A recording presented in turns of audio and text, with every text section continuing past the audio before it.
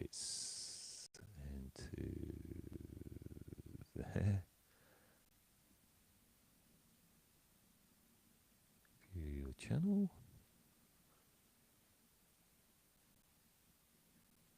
I think it's live. If somebody's there, bear with me, Katie. I'm just looking No worries. because this is the first time we've done this.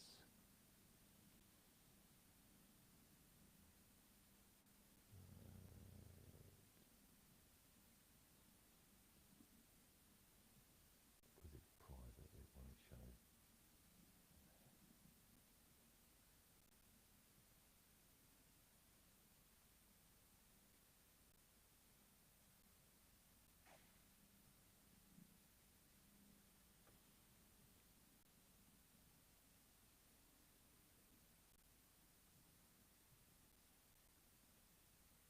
We have to go over to platforms. It's why it's a good idea to start it early. It's showing it there, so that's positive.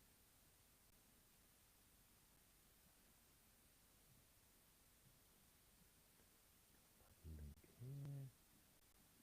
Join event. Yes, we are live. Yes, we We're can see live. us. Amazing. Good. Yeah, brilliant. Okay, well, we'll take that off. So if anybody is live, yeah, welcome along. We'll just close those ones and we'll close those ones. Good. Okay. So time to get into the podcast. So we're going to get hit record, which we're doing. 3, 2, 1. So Katy Grimshaw, delighted to welcome you onto the How to Cut It podcast. Welcome along. Oh, thank you so much. And thank you so much for having me as well. It's very exciting.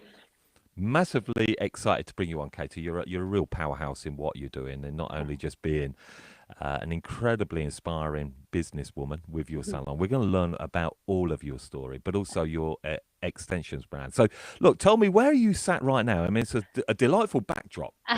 So this is my salon. So this is where it all began 10 years ago. We've been open for 10 years this year, which is just amazing. So yeah, this is the lovely salon. So we currently have in this side of the business 16 stylists that work in here, and then on the extension side of the business I have got 6 on that side as well. So yeah, Mental. super busy. So you've really branched out in your whole career. Yeah. What's that journey been like for you? So I am someone who does not sit still. I cannot just be happy with anything. That's always kind of been the way that I am. So the dream was always the salon. The salon is my baby. I still work in the salon 2.5 days a week. And then I work running the business 2 days a week. And obviously on the extension side of it as well, I educate once a week, normally on a Monday. So I've kind of spread myself across it a little bit more now, but this is my baby. It always has been and always will be. So yeah, it's let me try and think now. So this was born 10 years ago, and the extensions business was born 7 years ago, nearly 8 in August. So this was always going to be the foundation for me to test other business streams in. That was always my idea from quite a long time ago. So before I started the salon, I was super big on hair extensions. I've got a really big education background as well. So education wise, I was trained underneath the Weller umbrella for Sebastian Professional. So I was a freelancer for them for nearly 5 years, had some amazing education by some phenomenal people. And I knew that that was always a route that I wanted to get involved in a little bit more. So after opening the salon, I wanted to start the hair extension brand. The reason being is when I was mobile, I found that was a huge gap in the market for a hairdresser-led extension brand. So I was working with all these great companies, and then what I found was quality dipped quite a lot. And it was reoccurring with quite a few different brands. And it was a very difficult time about 10 years ago because the hair industry kind of got infiltrated with different brands and it was kind of being smothered a little bit. But I noticed a huge quality dip. And then being freelance, I was like, right, I can't really afford to keep going out and sorting these problems out. So I'm going to need to find a solution to this problem thus where Spectrum One Hair Extensions was born. So my idea was I'm going to get it in the salon. I'm going to test it, and use it on all my customers. I firstly used it on myself. Thought I got the most amazing brand you've ever seen. put about 60 grand into it. Started fitting it on my customers and realised customers don't look after hair the same way that we do. And I currently have that 60 grams worth of stock sat downstairs still for training hair. So that was a very difficult lesson to learn. But if you don't learn these lessons, you don't kind of get very much further. 60 grand. I mean, that's a lot of money. I know. And that was about like 2.5 years in. So I thought I'd nailed it. I thought like with what I'd got, I'd nailed it. It was perfect. We were testing it. We were trialing it. And then basically back then, initially we used to do, it was like bundle hair. So you'd pull the hair off, you'd add glue to the end of it and you'd roll it into the hair. Now, something that I'm really passionate about is I don't like putting glue in people's hair anymore. So all the brands, all the different methods that I do, there's no heat with them, there's no glues. We use a medical grade tape for our tape extensions. We don't do any heated keratin bonds. We use copper beads to attach the eye-tips and the nanos, because I am a hairdresser. I'm more bothered about the quality of my client's hair and how well their hair is going to grow into it. And a lot of my customers just want extensions as an aid to thicken their hair. They don't necessarily want hair down to the bum or hair down to the hips. They might have thinning hair. They might have different reasons why they want it. So it was making sure that I was creating the correct products for my customer base. So when I did that, we used to use keratin bonds, but they're called eye tips. So it's a stick tip and it's attached with keratin at the top of it. Now, being somewhat naive, I would say, I got all this in. And then when I started to do further market research, I found out that you needed an Italian keratin bond because you need a hardened bond. So these bonds that I had, they were absorbing water and contracting. So the first kind of 3 to 5 months were fine. But then when you were going in to refit them, the top of the bond was getting squidgy and they were just kind of sliding out. And I was like, I've just spent all this money on this. What a nightmare. But you live and you learn. So how did you cope with that? How did I cope with it? I am one of these people where I was like, I throw myself into everything, probably without doing the correct form of research beforehand. And I thought, so you're quite head on. You've got an idea. Yeah, I'm into it. My girls in here call me the whirlwind. They're like, I've got like an amazing team behind me. Specifically 2 people. I've got my sister and I've got Vicky, who Vicky's like my GM, so she manages everything for me. But she also manages me because I'm one of these people that just have got 50,000 ideas and I need someone to rein me in.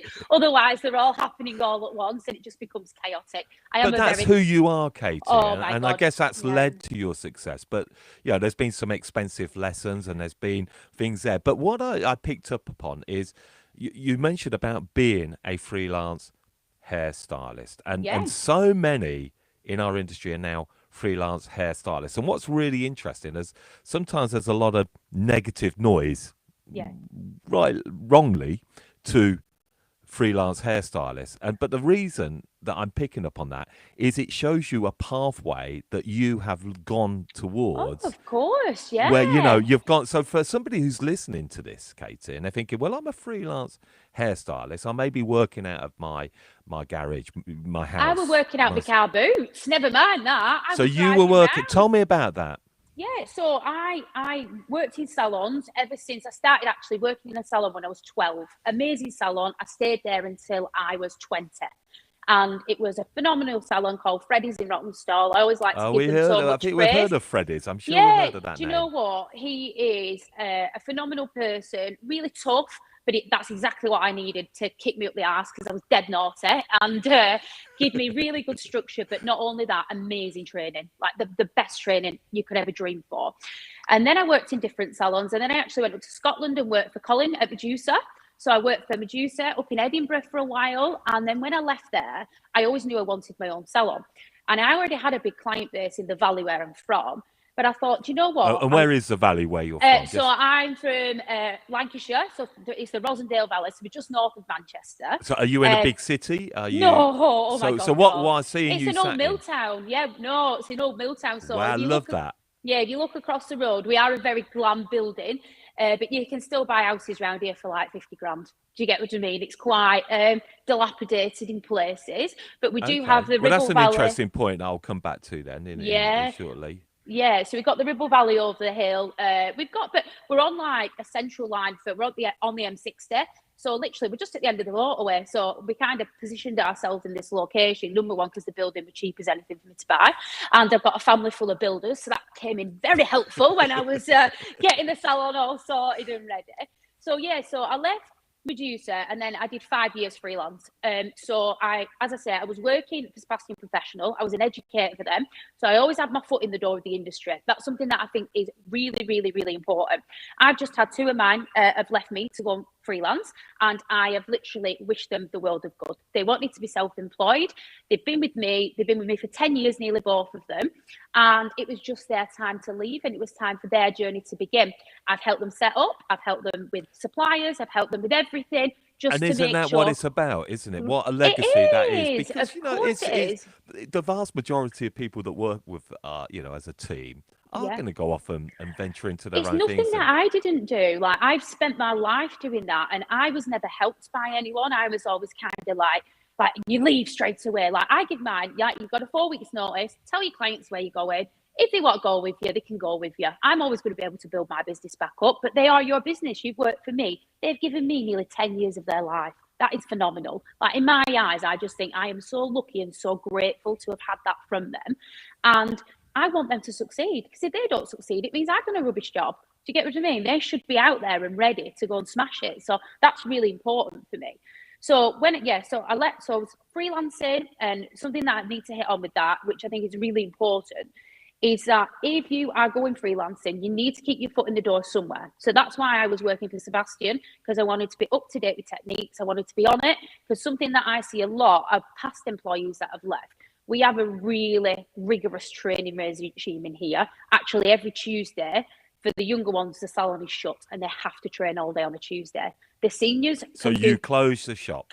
So it's open for the seniors. So the seniors work, but once every 6 weeks, they have to shut the diary and do an education day. Nice. But the younger ones. Great tip, that. Yeah, so the younger ones have to train every single week. Now, I've just got an amazing person called Kevin coming working from there. He is 30 years toning guy, and he is now running all the cutting education. I've got each of the stylists will take a training session on a rotation to help with the younger ones as well. We've got, I work with the colour brand O&M, so we're going on Lee Quinn's colouring course next week. The girls are going on another one in a couple of weeks. Like, we are constantly training all the time. So I think if you are freelance, you need to make sure that within that budget that you've got, you're saving some money to keep yourself well educated, because what happens is in no time 6 months has gone, and 6 months did you do that, Katy? I always trained myself. Yeah, I'm a massive learner. Like, I hated school. I was the worst person at school, actually. I got moved from school to school because I was really naughty. And then as soon as I found hair, I just found the love. And that's the thing I want to ask you about then, Katy. You say you found hair, and quite often, I think we have to be quite honest as an industry that, you know, we do attract sometimes people that have struggled through their school life or were just a bit trouble, and they weren't remotely interested in a career in hairdressing. My dad was from a building background, right? And I was that naughty, I got sent to private school. But I hated the education system. But I knew I wanted to be a hairdresser. So I got a job at 12. I used to work Saturdays, used to work Thursday night and a Wednesday late night. And I used to just clean up, like make brews, do all that stuff. By the time I was 15, I was working full time in the salon, and I loved it. When I did my level 2, how did you love that? Because again, sorry I jump in, but people will say, you know, that could be quite a mundane part. Did you really work at making yourself love what you do, or did you just love the salon atmosphere? I loved the girls. So the girls were all older than me. I loved working with a team, and I just knew that I wanted to. I was very lucky. I always knew what I wanted to do. I thought to myself at school, I don't even know I'm here. But really, I should have tried harder. I actually did very well. I'm actually quite clever, but I just didn't want to do it physically. But then when I got into going to college for my apprenticeship, I smashed through it. I did my level 2 in 6 months, my level 3 in 4 months, and I was done. What made you smash that? What was it about? My boss at the time was like, you can do this, get it done. And I found it really easy. I enjoyed the learning side of it. I enjoyed learning all about the hair. And I actually went on to do 4 colour degrees with different companies because I like to know what I'm doing and why I'm doing it. And for me, it was always the why. I asked questions all the time, which probably infuriated people at certain points. But people that I'd worked for actually quite enjoyed it. And they probably don't get a lot of youngsters saying, why are you doing that? For what reason? Can you explain it to me? Because I don't understand why you are. And that's something that I've heavily implemented within my courses, is the why, because people need to understand why they're doing a thing. If you don't understand it, then what's the point in doing it? So that comes from cutting to colouring to putting extensions in. Like, we're a really big colour salon as well in here. We always have been. But yeah, so I got my colour degree for Swatchcock, Weller, Joico. God, I've done loads this of was different all ones. as a freelance hairdresser. When Yeah, you were yeah. getting all these So the Weller one was freelance. The Swatchcock one was when I was with my old boss. So I paid myself to do the MC at Weller.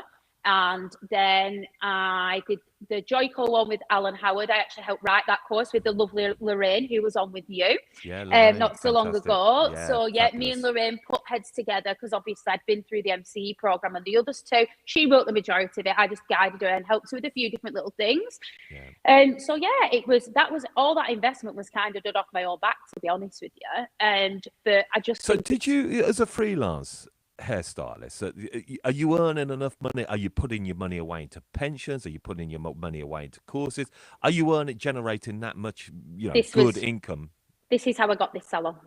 That's how I saved Tell me salon. about that then. Yeah. So I'm probably not your typical freelancer. I was leaving the house at 7 and getting home at 11 o'clock every night, every single day. So I'd work none weekends. of this 3-day lifestyle business. Absolutely not. No, when you're building a business, that's just not. I think people are mis-selling something that is never going to happen. When you open up your own business, expect for the first 3 years to be working every hour God sent. Work Saturdays, work Sundays, work Mondays, work late nights. You've got to do everything that you can. So I was 5 years freelance, and then I opened this massive salon with just me in it. Just me. So that space, and just tell me about that space. You say massive. I mean, it looks massive. I've seen your Instagram, which is, by the way, just give us a shout out. What is your Instagram? Oh, so it's Katy Grimshaw _hair. That's my personal one. And then we've got Spectrum on Salon and then Spectrum on hair extensions as well. So 3. But the salon kind of features in some of these. So it is a big space. It's just you. Mm-hmm. Tell me about this space. Oh, it was hilarious. So my first client that come in, she's like, do you not think you've bitten off a bit more than you can chew? I said, you mark my words, in 6 months this place will be packed out. Because I've always been that person. It was never not going to work because I was never going to allow it. Within 6 months, I had 13 stylists working here. And so that time, to how many stylists? 6 months to 13 stylists. 6 months to 13. And 2 apprentices. Right. Okay. So this space, is it a rented space? Did you kind of I bought the building. So I bought the building. So you've gone from being a freelance hairdresser. Yeah, so I made an absolute shit ton of money when I was freelance. I made a fortune because I just made so much because I literally worked every second of the day. I was doing weddings at weekends, and I used to charge back then like 600 quid for a wedding. Do you get what I mean? And I'd leave the house at 4, do the wedding, and then still do a full day of clients afterwards. I was crazy. And I paying VAT, I bet you were. Oh no! At that time, yes, I was actually. Yeah. So I had a separate company then, and then I opened up the Salon Limited company before we even opened up, because obviously buying the building, putting everything into it. Yeah, it was crazy. So you're kind of gone from being a freelance, just again for our listener, working as a self-employed, which is I was self-employed. Yeah, a sole trader, aren't you? Yes, effectively, I was a sole trader. And then you've bought the shop as a limited. So you've set up a company. Yes, so I had to set up a limited company because of the price of the building, but then the actual refurb of the building was like 180,000, I think it was. Now, I was very lucky because my family are in the building trade. So my dad did help me a lot, which always was nice. Handy. Yeah, it was nice, but all that has been paid back, so nothing has been undue. But yeah, I actually bought the building outright. So had you gone looking? How long were you looking for a salon business, and what inspired you to want to do this? I always knew I wanted to do it. I used to watch my old bosses, and I was like, I want that. I want what you've got, and I'm not going to be happy until I've got that. And I loved the idea. Like, I'm not going to lie, I'd probably earn more money working for myself. Do you get what I mean? But that's not my dream.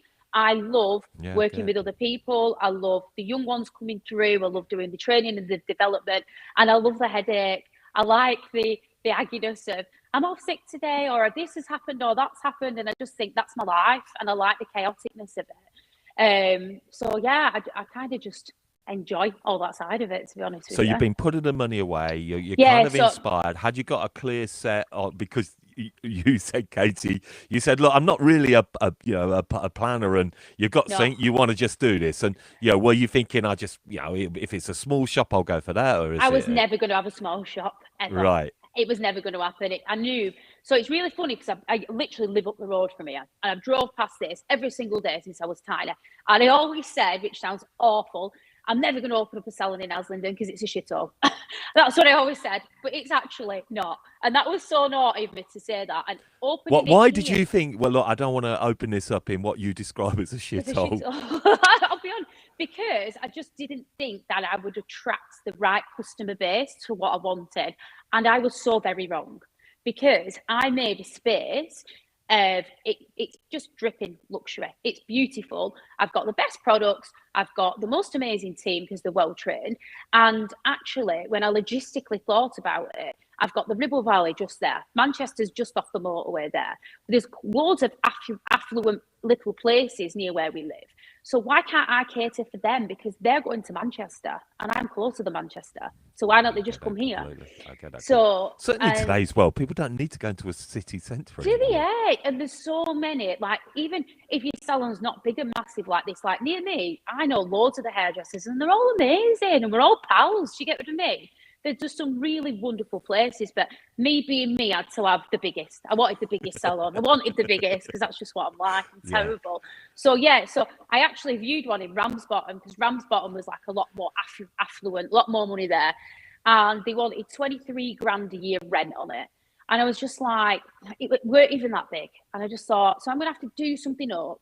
I'm going to have to pay for someone else's building to look amazing. And then I was just running it through my head. And I thought, I don't want to rent. I want to buy something. And then that's an important thing, I think, nowadays for somebody to really think about, isn't it, Katie? Definitely. Because, we talk about getting shops, and I see so much money invested into rented properties, which is and it's not yours. It's not yours, and you're not in control of it. And half the time, which I find mad, is it's like another building above it. So what happens if that building above it has an issue or a leak, and then it comes through to your building and it affects your business? Like the thought of that, I know that everyone's not in that position. But remember, I was only 25 years old when I opened this salon, 35 now. And I wasn't in that position, but I'd saved a lot of money. And I just thought, do you know what? This is what's going to work for me. This is the way that I want to go about it. And the building I actually only bought for, I think it was 87,000. This building cost me £87,000. And then we spent all the money doing it up. Which 87,000, did you 87 grand, that was it, for the building. And it's a former bank? Yes, it's an old bank. Yeah. So, but as I say, from the town where we are, and this will come into play with stuff we'll talk about later on, it is not in an affluent area, but you can make anything you want wherever you are. It doesn't matter. Like so many people say to me, I can't do that because of where we live. I'm like, that is the biggest load of rubbish I've ever heard in my entire life. You can do anything you want wherever you are. It doesn't matter whether you're freelance, whether you're mobile, whether you own a salon, whether you rent a chair in a salon. You can make that into anything you want it to be, but you have to commit to putting your time and energy into it. And that's all it is, because the rest of it's just excuses. I know 100% it's just excuses, because I've lived my life through watching people say and do the same thing. I think it's just so inspiring to hear how you've done this. So you've bought the salon. What, I mean, it all sounds like this is great and everything's going brilliantly. There must have been difficulties here. Of course there is. There's always difficulties with stuff. Like, I think, what was the word? Like, opening, it took longer than expected, but that's kind of always a thing. But I was still just working. So how long mobile. did it take you then, Katie? And what 8 was months. you expecting? And what was you expecting? Probably about 2. But and that cost you money. So you're still working freelance whilst getting the shop. Freelance the rest of the time. So yeah, all the building work was being done on it. I was working freelance, so still making money, so it wasn't a problem. And then I remember saying we were going to open it, and then I decided to go to Glastonbury. And then we ended up opening it 2 weeks after I came back from Glastonbury. So yeah, it was cool. Like, it was good. And yeah, like, as I said, we opened, And then it kind of went from strength to strength. So actually, when we opened the salon, we had an employed and a self-employed model. We had two different models running it. So I had some that were self-employed and some that were employed. And that worked really, really well until I went off and had my first child. So she is 7 now. So that was 3 years into the business. And the second I left, it all went absolutely tits up. Absolutely. What happened? So, why didn't that work when you left to, to have your daughter? Well, so I can tell you this now. There was a few key points. So number one is I was here every second of the day. I was the first one in, the last one to go. So they all knew that I would be here no matter what. They knew that I had the standards that I kept and that they basically ran by my regime. Because at that time I did a split. So we did a commission split rather than a rent chair. Yeah.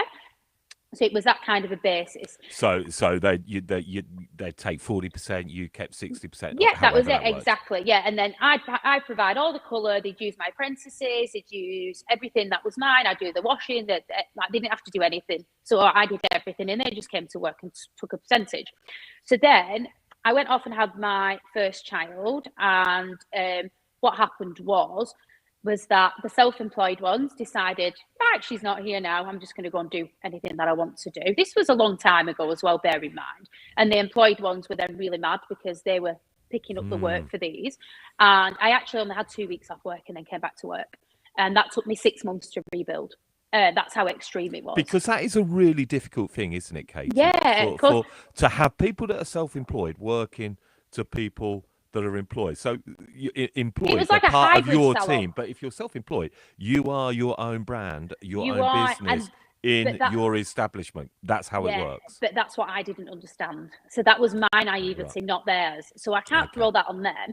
The other thing I didn't do is I didn't have a manager in place because I was always the manager. I was always like the kind of person at the front. And you've got to remember, at this point, I'm 27-year-old. So I'm still quite naive to business, let's be honest. I've not really gone through that much as a businesswoman at 27 years old because my business has only been open for 2.5 years at that point.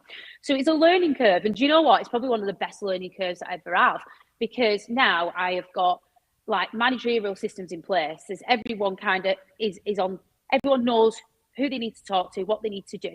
There's no hierarchies in the salon because every single member of the team are just as important as the other. I actually always say the apprentices are more important than anyone because they keep us all running when they're not in. I'm like, oh my God, what's happened to my day?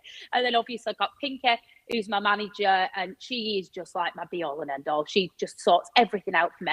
I also have Hattie, who's the assistant manager. She's a hairdresser. She's actually moving up the managerial ladder now, but she's kind of been my go-to for when I'm not here, for people if they've got any problems, if clients need any help, if they're struggling with the colour, if they need anything, so I had no support network. That's what I'm getting at. So there's nothing to support anyone for when I left. So it wasn't their fault. It was my fault because I just presumed that things would be absolutely fine, as you do. But that's just the most stupid thing to presume because why would it be if you're not there running it? So that was another great lesson to be learned. And then from there, I then decided to get rid of all the self-employed staff. I'll be completely honest. I removed How them did you all. go and do that then, Katy? Because that isn't just, did you just walk in and say, look, you're going? Were they under contracts? How did you stand on that? So what happened, they kind of filtered out. So because there was a few things that were a bit naughty that happened when I weren't here. So number one of them put 87 of my clients into a message and said, do you do the hair at home cheaper? The day I left, the day I was giving birth. So I got added into that group. So she got sacked straight away. How did you find out about that? My other client added me into the group. So my client Wow, so you went into that group? And saw all my customers like talking about how they were going to go and get their hair done cheaper with the stylist. You must have seen red. Yeah, so I'd done a handover. So I put all my clients in with this senior girl and then put them across to her. And then she then got all their client information off my database, which is obviously against the law. And then messaged them and put them all in a group and said she was going to do the hair at home for cheaper and it would cost them less and they were still getting the same service and this, that and the other. So I got added into that and that's when I went straight back to work. And obviously I removed her out of the salon straight away. And then the rest of them kind of just trickled out a little bit. I wasn't mad at them, but there were a few things that they'd done, i.e. just not turning up for clients, messing clients around. And I think I probably didn't understand the self-employed model that well because I'd ran everything for them. And that's the reason why I don't have it in now. So there's no reason, like I think it's amazing to go self-employed because I did it. It's amazing to be freelance because I've done it, but it's just not what works for my business. I know And something that How I is see. it working financially for your business as well? So financially, so this is something that it's been quite infuriating to me that I see quite a lot. So number one, everyone, like, you've got your freelancers and we're all one. Everyone's as one in my eyes. So you can be whichever part and we're all a team and we should all work together. But there's sort of quite a lot of salon based like mine, bigger salons, that the stylists come in and they don't get trained well and they don't get a good commission rate and they feel like they're being kind of used a little bit. That's not the case in here. We have lots of training. We pay 25% commission on every service that they do. 25% commission is fantastic. That's what we do. So we try and make sure, because I have got huge overheads, as you can imagine. I do own the building outright, but you can imagine the gas, the electric, the water, the solar, the bins, the council tax, the rates, everything that you can imagine. NI in contributions. Yeah, oh my gosh, yeah, the NI, the pensions, everything. But my staff don't have to worry. Like, for instance, when we went into lockdown, they all got paid.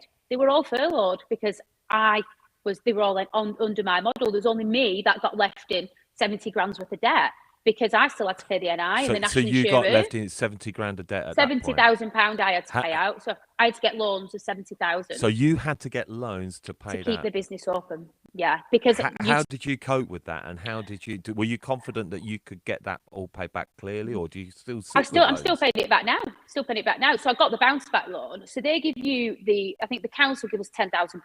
And loads of hairdressers that I know that were freelance just bought a new car. But obviously, I had at that time, my national insurance was like £9,000 a month because you still had to pay your contributions, even though they were getting furloughed. You had to pay towards that.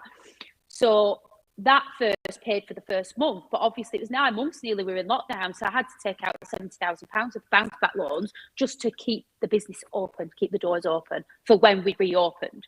Then once we got back to it, like, I lost my mind in COVID completely. I think did you? Because you strike me as a very positive person. And, I am a positive and we person. see the world on social, but actually you come away from that and like.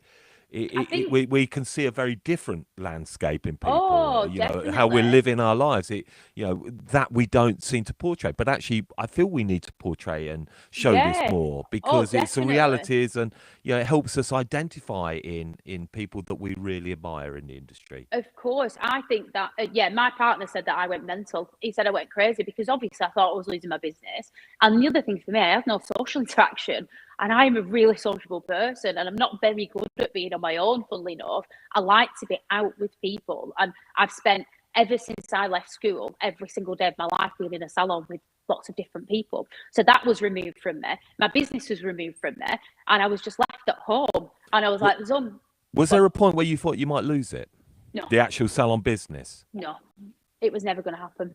I would never allowed it to. No. So you were good. So when you got back, were you back? Was a motivation, hunger? Was it there, Katy? My God! Yeah. Okay, because your hair extension business, Spectrum. I mean, well, that was a nightmare as well because that's a B2B business. So so you've got that to think about. So that shut down completely. So we were just hitting a peak at that point.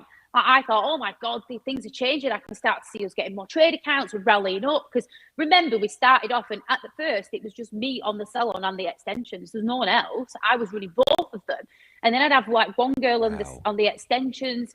And then, it just it started ramping up a bit. And then COVID hit and both of my businesses were service-based industries or B2B or B2C. But obviously the salon, I couldn't do clients. So did you have, you can't go out socially, you as we all couldn't. And what are you thinking about? How are you thinking about, right, how can I maintain this? How can I be really forward thinking? So what I did was, because I told you I never stopped still. So I thought, right, people can't do their hair at home, but they need to have nice hair. So what I'm going to do is I'm going to bring out a clipping range, like a synthetic range, because no one had any money because they're all skint because no one working. So I thought I'll bring out this synthetic range. So then at least I can put clippings in the hair and feel better.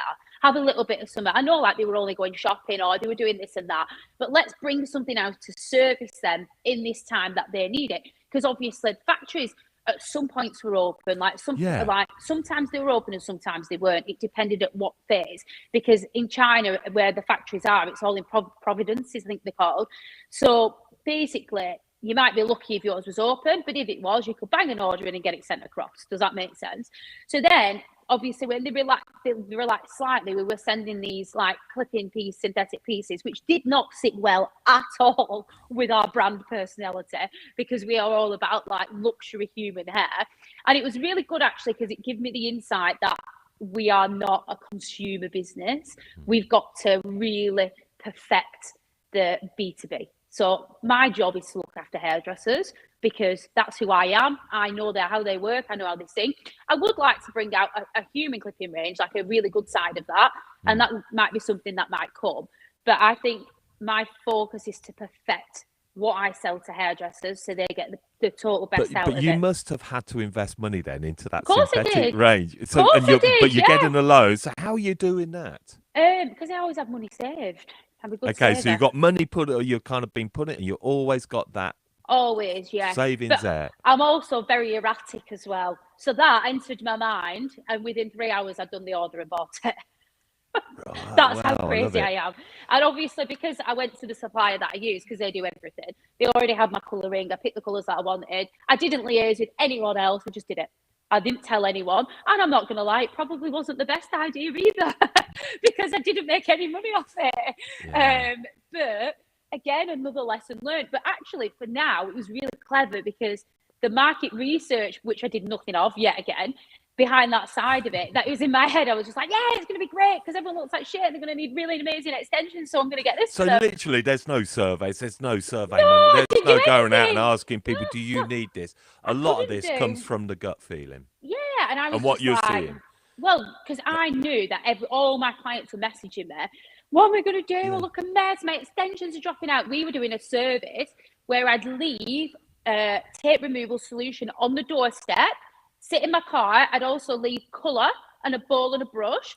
And I would give them instructions of how to touch the roots up themselves and how to take their extensions out themselves. Because at this point, people were like, it was causing damage. You don't want to damage the hair. Like, tapes need to be refit every 6 weeks. I tip nanos every 8 to 10 weeks.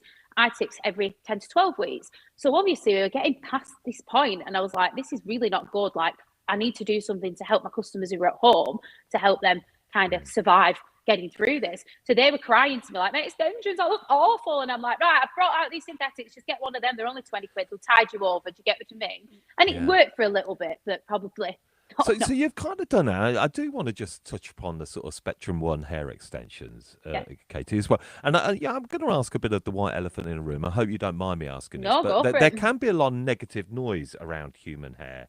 Yeah. How's it resourced, the sustainability?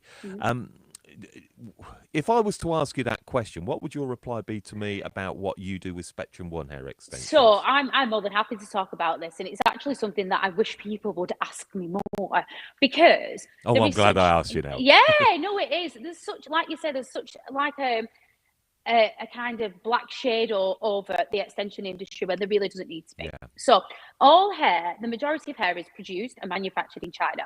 Whether you get Russian hair, whether you get European hair, whatever you do, it's all manufactured in China, because that's where the factories are built. That's what they're equipped to do. Now, some things that you have to look for, which we do. So you can't burn coal. Yeah, because it's bad for the environment. You need to be somewhere near a water plant. You need to, I go across to my factory. I've been working with them for a very, very long time now. You've got to make sure the staff are well looked after. We can follow the trace of origin. So when I say this, we are not a single donor service. So the reason why I'm saying this is because a lot of people are like, we can track it back to the person's head it's come off. I'm like, how? Because when we take the hair, we only will take, so say like if you clip the top bit up, they will razor some out of the mid of the hair. You've not got loads of bald people walking around with no hair. Does that make sense? So every bit that you take out per person, that will feed them and their village for 7.5 weeks. That is what happens with Spectrum hair. And I've actually been out, and I'm going back out again in September. We go out and we follow the process. We follow where they are so we're in very rural China, because the hair quality is a lot better from there. And we go out with the agents and we check what they do. We check the processes. We check that people are getting the money correctly. And that's how you do that. So you have to work with a very good brand. And there are lots of really, really good extension companies out there. What the problem is that you have to build a rapport with them. You've got to go out. You've got to visit. They've got to come to you. You've got to build a good That isn't easy nurturing to do, though, is it, relationship. Katie? For No, it's anybody that's not. thinking about launching their own brand of products, whatever that may be, if you're going to have something manufactured, Oh, that's it going to takes take so time. It's much going to time. take costs. That's it, and you can't think it's just going to happen overnight. But what the problem is people will now go on Facebook and order off a vendor online, right? And like, think about it. You will get a sample that's really good, and then you've never been out, you've never tested it. So they'll give you this sample that's really good, and then you'll do a massive order, and it won't be as good quality. There's no checks. Like, our hair goes through quality checks. It goes through about 50 different processes How does before it go even through gets. all that then, But Katie? because that's what the factories do. So they have colour quality checks, they have condition quality checks, they have special machines that measure the And you've ratio of the hair. overseen all of Of that. course I have. We take the shorter pieces out the hair due to ratio. So everything is done on the structural system. But these companies have been doing this for the past 30 years. They're not companies that have just popped up. But what happened before was you had a few key big brands that used hair and they sourced it from different places. You had like your Raccoons, your Great Lens, and which are all very amazing companies. Like, something that I don't do is ever disrespect another company, because they're phenomenal companies. But where we found our niche and where I found mine was, I created a really good brand, a really good rapport with the companies. I spend a lot of time going out there, seeing them. They come and see me, and we make sure that we work together, because language barrier is a huge thing. But also, we have really, really, really, really high expectations for our hair.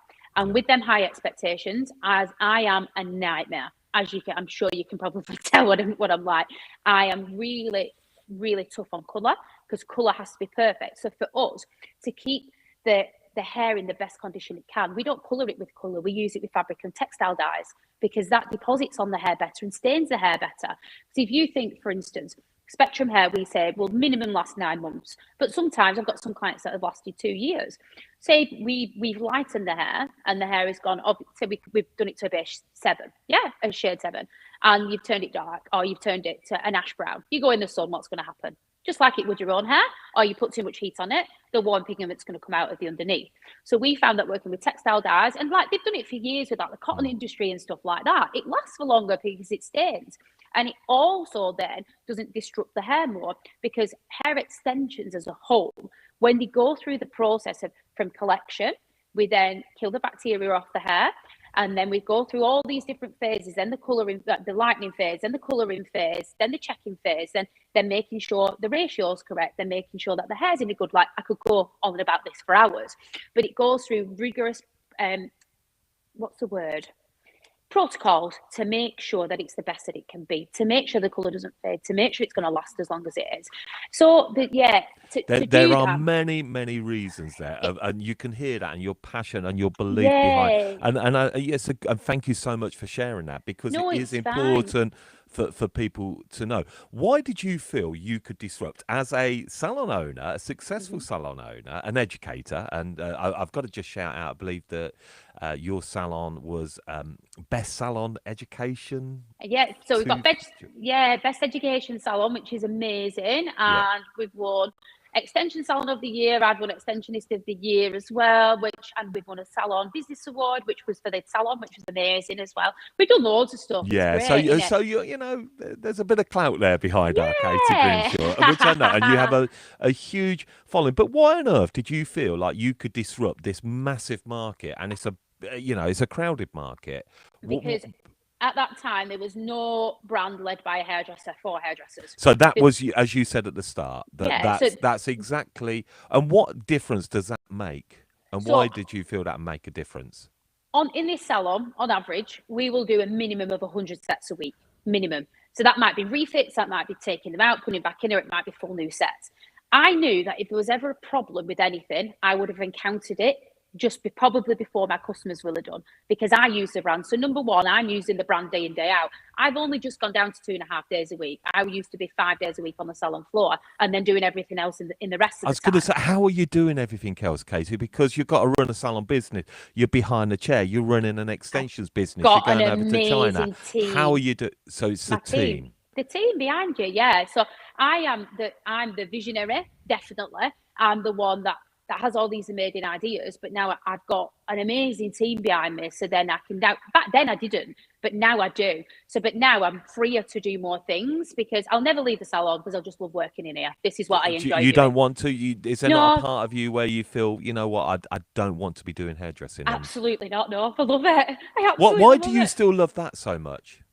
Because that's what I went into. Like that's why I fell in love with the industry. It's like it's the shift, it's the working with customers, it's the making them feel amazing. And now us having all these different things that we're bringing out and doing it on our clients. Like we have a hair loss clinic as well. So I opened up a So hair loss a clinic. hair loss clinic. Yeah, Okay, so we've tell got me a about clinic this. downstairs in the salon. So it's called Spectrum On Hair Restoration Clinic. So we went through and I spent loads of money on training about a year and a bit ago. No, 2 years ago, because it took us a year and a half to train. And we do PRP, so we take blood, spin it, and then re-inject the plasma back into the Is there scalp. trichology behind this? Yes, it Trichologist? totally is. Yeah. So training wise, yeah. So we did like a foundation in trichology. And then we had to go back and do our anatomy. I can never say that word. I'm So glad learning you all said about it. and then we did loads of training and then went on the courses to be a phlebotomist, to take blood and all these different things. So and now my client age is shifting massively. Right. So my client age used to be younger ones, but my clients are now 35 to 80. That's what my age range is. So I've got a lot of customers who are like HRT. I've got a lot of customers with thinning hair. I've got people who are having problems in life, because you do, and it all comes out in your hair. And I've seen these people from being like, a lot of my customers have been with me since before I opened this salon. I don't tend to have new clients because I'm so busy with the ones I've got. And like I see their journey, and what happened was I wasn't able to help them in their journey because I got to a point where the experience lots of hair loss, right? So I can put some extensions in to assist that, but is that the correct thing right now? Do they need something more catered to them right now? And I was like, right, there's this amazing hair clinic in so and so, and then I'm thinking, what am I doing? Why am I giving them all the business? Why do I not know about this? And I was then sending them to other people. And then I just thought, I'm doing my clients an injustice. I'm not telling them about, I should know this. This is my job to know this. So then I thought, right, sack it. I'm going to go on and learn all about it. So that's what I did. So now we have a clinic and we do like the live DNA cells, microneedling with lithium. We do the boosters in the scalp. We're very niche. We're very niche. I think it's, as a hairdresser still myself, and, I think the hair loss side of a business is so important. And what you're doing here, Katy, and maybe this is something for our listener, our viewer to consider, and certainly how important the hair extensions business is, because it's not just about hair extensions here, is it? It could be about people that just don't have a great density of hair. And as I always say, you can have all the great hair loss solutions and how to prevent losing more hair and maybe to get more hair, but for some people there just isn't that option. No, and there isn't, and not every customer is the ideal. So why are we not catering for that client's needs as well? Like you've got to and that's the thing, because the shift in my client age range, like the young ones in here do all the big transformations. They'll get the 5 packs of extensions and length and volume and all these glamorous, gorgeous girls looking amazing. But my clients just want to look nice. They have thinning hair. You might be able to see the scalp, and they need a service that can help them. Can you provide that then with Spectrum One hair extensions? So it's not just purely about glam length. Oh my gosh, no. So like the biggest customer base that I have are a 1-pack application. Right. Let me break this down, because this is something that I always say so much on my courses. So everyone I hear, these big salons are specifically, we don't want to do extensions, they're hard work, they're messy, they're unpredictable. There's always problems with them. There's only problems because you've not been willing to train properly in them, or you've not got the correct education. If you go on a course that has 5 different methods in one day, you are never going to know anything. There is no point to doing that. You need a very well-structured course. Like all of our courses are HABIA certified. So HABIA are really strict as well, which I love. They're like, they check everything. Like, you need to be doing this, you need to be doing that. And I love that about HABIA. So they're a great body to work with. Now, if you actually invest in it properly and really invest in it, then you will get some phenomenal benefits. So something that I say a lot of the time. So in here, I charge £60 for a haircut. Now my maths is going to go wrong because I'm terrible at maths, but this is what's going to happen. So you'll laugh at me, but Dom, correct me if I get no, don't rely on me. As long as I've got my phone in front of me. Yeah, I know. So I'm £60 for a haircut, right? One pack of tapes to buy at trade is £100. So let's keep it really simple. Sorry, we say retail is £100. So that means all of our trade customers get between 40 and 20 or 27% margin increase on what they buy. So let's keep it really simple. Say you've made £25 on that one pack of tapes. So I can put one pack of tapes in about 5 to 10 minutes, easy. And I've got an hour for my cut and blow appointment. Yeah. So that client is coming in, they're having a cut at £60. They're now buying some extensions. So they're buying that extensions and they're making £25 profit for nothing on that pack of extensions. And then I've got my fitting fee for the pack of extensions, which could be £40. So then from there, I've got 60 plus 40 is 100 plus 25 is £125, all within my 1 hour service. Yeah. And then that client, if she's got fine hair, won't go the full 6 weeks. If she's a HRT client, the rate of hair loss is a lot faster. She will be coming in every 4 weeks like she does for a haircut. So now I've gone from £60 to 67 to £85. No, sorry, that's not right. Sorry, 60 to £40 for the fitting, to 60 to £100 appointment. And that's to buy fitting one pack of tapes in. And that doesn't take any more time. This is what I want my listener viewer to really think about here, is that we have to think beyond hairdressing. Just and obviously hair extensions is hairdressing, but I mean the sort of bread and butter stuff, which is cuts, colours, retail. Right. Yeah, honestly, because when we talk about margins being tighter, with national insurance contributions, rising costs, everything else that goes with running a salon business, what you're offering here with Spectrum One hair extensions is a way to really up the high ticket services. So like does that work for you? Do you implement this all the time in your business?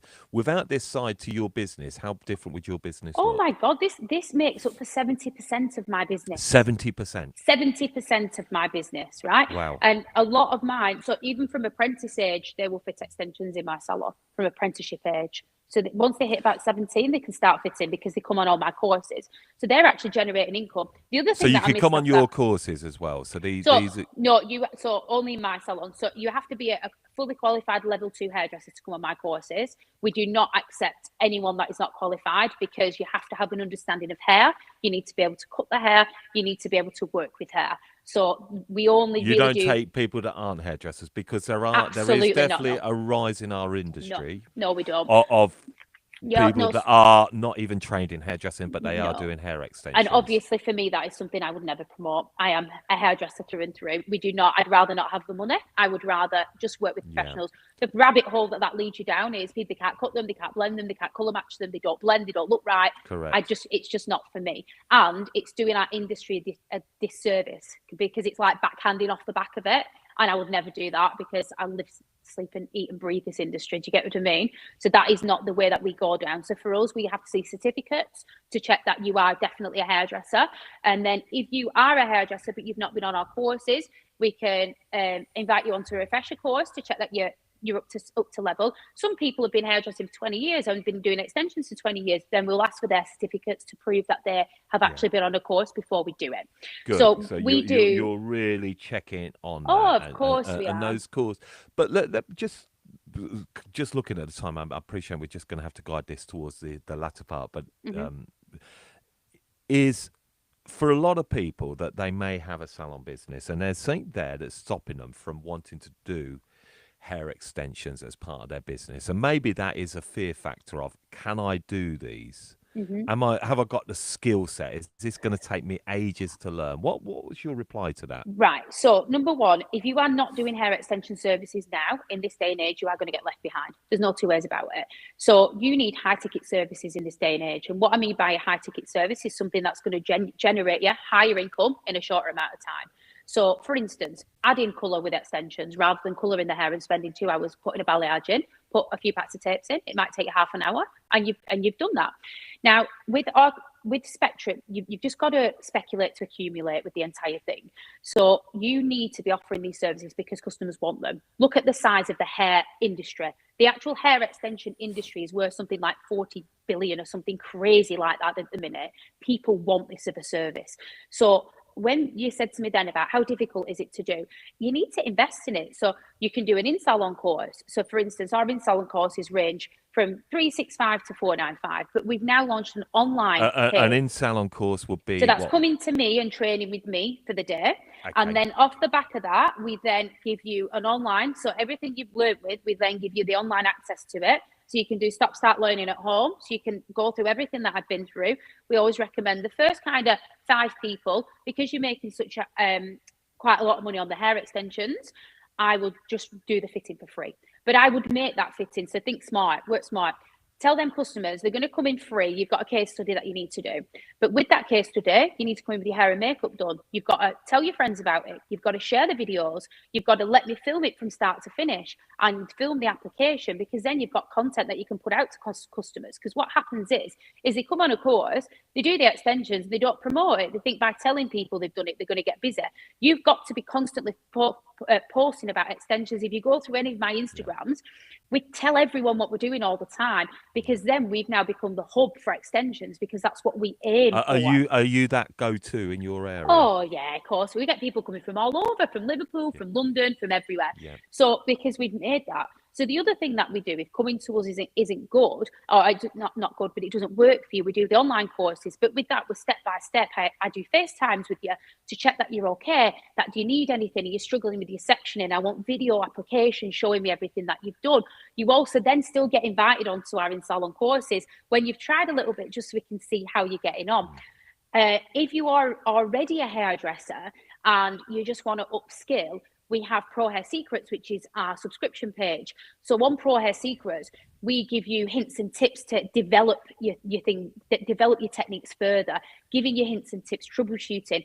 Anything that you've done or any mistakes that you're doing, I will have done them 10,000 times, and I can tell you the answer. There is a real journey for somebody. There really one is. of our listener or viewer who is thinking, okay, I'm going to do this. How do they reach out, get in touch, and get part of this? Right. So the best thing that you could do, first of all, is you can either message us on Instagram, so at Spectrum One Hair Extensions Instagram, or you can email the office at sales@Spectrum1, so ONE, not the number one, sales@Spectrum1hairextensions.com. We also, then what we'll do is we'll get our business development manager to give you a call, and we will set up a tailored plan ready for you, which is really important. And then obviously today as well, because we were on the podcast, we're actually doing a discount for everyone on the podcast. So it's cut it 20. So cut it in capitals and 20. So we're going to offer 20% off anything that anyone wants to come on. Cut it 20. And what I'll do, listener, I'll put them into the links as well. Yeah, we just thought it'd be really nice. You've got some. Look, Katy, you're so impressive, and you're so warm, and your energy is absolutely infectious. I know you've got a huge following of fans and people that really love everything you do, and I can see it's for good reasons. I remember when you headed over to our stage at Salon International, there was like this Katy Grimshaw crowd of fans that followed. It was absolutely packed around the stage, but I can see you deliver it so well. But look, it's been a journey that I'm sure is still just going. I love how you've took us through, the freelancer and the way that you wanted to then set up, your big salon, bought your own business, and was then forming your own Spectrum One hair extensions brand, and how you've just navigated that COVID. And I think it's just a journey that is really inspiring for so many people to hear. But it's what about going forward? What is your big goals? What are you hoping to accomplish going forward? And you do see any more brands evolving in the next years ahead? Oh, definitely. So we started our own hair care range. So we actually have our own shampoo and conditioner now, which is linked to the extensions, really. So it's Spectrum One Hair Extensions shampoo and conditioner. So that range is developing and evolving. We're going to have a heat protection and oil, leave-in conditioner, and a hairspray coming with that. And we're really, really, really working a lot on this online side, because what we've seen is a huge shift in online education. And obviously by doing that, I can hit a wider market. I can educate people in Dubai or in America. And we do have quite a lot of overseas clients now. But what we're really trying to do is home in and make sure that we're creating the perfect journey. But not only that, the next year is going to be committed to making sure that we are offering and delivering what our customers need. So it's making sure that at every step of the way. And this, we've been doing a lot of coaching. The team, we've had a business coaching, we've had some coaches helping us in all the different areas. And it's about making the client journey so seamless that it's just easy for them to do. But so that's what we're really, really, really working on at the minute. There's a lot there. You're going to be, what a powerhouse you are. What's your last message that you'd like to leave for our listeners? So first of all, thank you so much for listening. But also, I think that now 2025 is the time for you to invest. It's the time to switch strategies, to educate yourself. So something as well that I'll just quickly point on is that just before this budget announcement, because it's all doom and gloom, I decided to throw £10,000 into education because I thought we're not going to get left behind. We're going to be rise above it all. So make sure that you are educating your team and yourselves. Make sure that you are learning and developing. And obviously, if you'd love to learn and develop with me, then drop us a message and we'll help you as well as we can. Well, Katy, thank you so much for coming on the podcast today. And obviously, we're streaming this live as well for amazing. How to Cut It platform community. So, look, it's been brilliant. I've blown away by you. So thank you so much. Thank you. And thanks for having me. I really appreciate it, Dom. That's absolutely fantastic. I will just stop the record and thank you, everybody who's joined us. Goodbye on YouTube. Bye. Keep with me. Right, absolutely wicked. Did you enjoy that? I could talk to you for 3 hours. I know you could, but that's cool.